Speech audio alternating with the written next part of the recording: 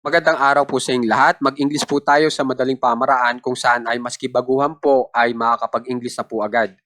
Bali yung itinuturo ko po dito ay yung gamit na gamit. Kaya sana makikitandaan po itong ating pinag-aaralan para ito po ay magamit nyo na rin agad. Okay po? So umpisa na po natin. Ito pong kaya kitang matulungan dyan, kung mapapansin nyo, lagi po natin ginagamit dyan. So ibibigay ko po yung tamang English para dyan. Okay? Ngayon, ang maganda po dito, hindi lang po sarili ninyo ang pwede nyong tukuyin, kundi pati na rin ibang tao. Okay? So, umpisa na po natin. Dito po muna sa ang itinuturo mo na tutulong ay sarili mo. Okay? Kaya kitang matulungan dyan. Pag in English po yan, ito po yung tamang pag-English para dyan. I can help you with that. Yung I po dyan, at saka yung you ay pinagsama po natin sa Tagalog, naging kitang.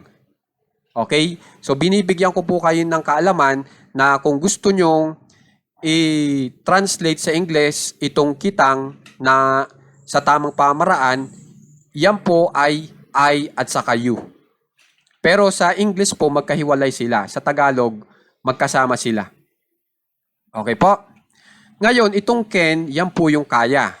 Tapos yung help, yan yung matulungan. Tapos yung that, yan yung dyan. Tapos kung tatanungin nyo itong with, hindi ko na po tinanslate sa Tagalog. Kasi pag itatranslate pa yan sa Tagalog, magkakamali na po yung Tagalog na mensahe natin. So, hindi po sa lahat ng panahon ay pwede po natin i-translate ang bawat salita na meron po sa ating English sentence o sa Tagalog na mensahe, patungong English naman. Okay? So, binibigyan ko lang po kayo ng kaalaman. Ngayon, dito naman po tayo sa number 2 kung saan ay tutukoy naman tayo ng ibang tao. Hindi tayo gagamit ng I. Okay? Subukan natin to. Kaya mo siyang matulungan dyan. So, ang ginamit ko naman pong tao dyan ay itong you at saka itong him o kaya her. Itong him, lalaki. Itong her, babae. Na pag tinagalog ay siyang o kaya siya. Tatanggalin yung NG. Nilagyan ko lang ng NG kasi dito sa ating ginagawang sentence ngayon, pwede naman lagyan at magandang pakinggan. Okay? So, itong mo, yan yung you. Okay? Makikitandaan ha? Kasi itong I at saka you dito pinagsama, kaya kitang. Pero dito, yung you, walang kasamang I. Kaya pag walang kasamang I yung you, nagiging mo. Okay po, yun ang gusto kong ipakita rin sa inyo o ipaalam. Kaya mo siyang matulungan dyan. Kung yung siya po ay lalaki, him ang gagamitin natin. You can help him with that. Pag babae yung siyang o siya, her ang gagamitin. You can help her with that. Okay po? So dito naman tayo sa number 3. Ibang tao naman ang gagamitin natin. Itong namin at natin. Pag in English nyo po ay we. Pili na lang kayo kung namin o natin. Pero pag i-English nyo, isa lang po ang katumbas, we.